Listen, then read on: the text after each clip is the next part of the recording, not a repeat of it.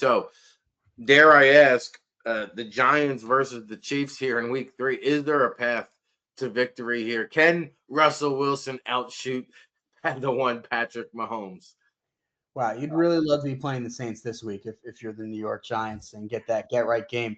And here's the Chiefs. They're also 0-2, but look, they have arguably the best quarterback in the game. I think he's maybe second to Josh Allen, but that's splitting hairs. And this is a team that's, while much more talented than the Giants, are getting the get right game. The rich are getting richer in this situation. If you're the Giants, what are the keys to beating an 0-2 Chiefs team that's obviously angry, probably not looking past the Giants because they don't feel like they should be at this point. The key, look, Xavier Worthy might play. If he does, most likely he's going to be wearing some type of harness. It's not really clear if that's going to be something that makes him ineffective as a receiver, even if he still has that speed when he's running. So, even if he does play, he'll likely be hampered. It's going to be his first action in a couple of weeks.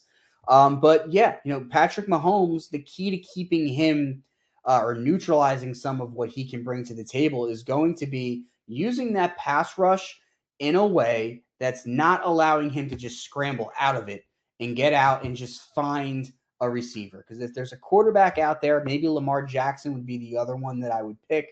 There's maybe two quarterbacks out there where if they're going to play with no receiver help, it's probably going to be Mahomes or Jackson because they can scramble around and wait for somebody with hands to be open. So you saw that a little bit against the Eagles, and they didn't win, but he was trying to make it work.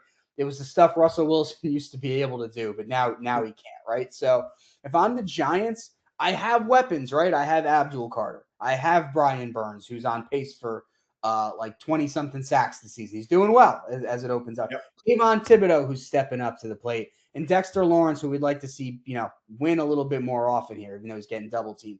You have the players. In theory, you could have two really good pass rushers coming in on Patrick Mahomes and still have him contained a bit with some quality players coming around him.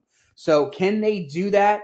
Can they not play so soft that all Mahomes has to do is just move to the side a little bit and he's going to be able to find somebody open? That's going to be the key. Do they put pressure on him? Do they make it hard for him to throw to somebody he trusts? Obviously, Travis Kelce is not what he was. I can't say that too loud. My girlfriend, who adores Taylor Swift, will come down here and stab me in the neck, so I got to be careful.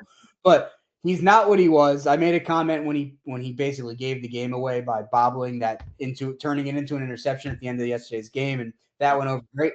So I'm just saying, if you're Patrick Mahomes, you're going to be trying to find somebody open. Can the Giants corral him? That's a big ask, but if they do, they have a chance in this one.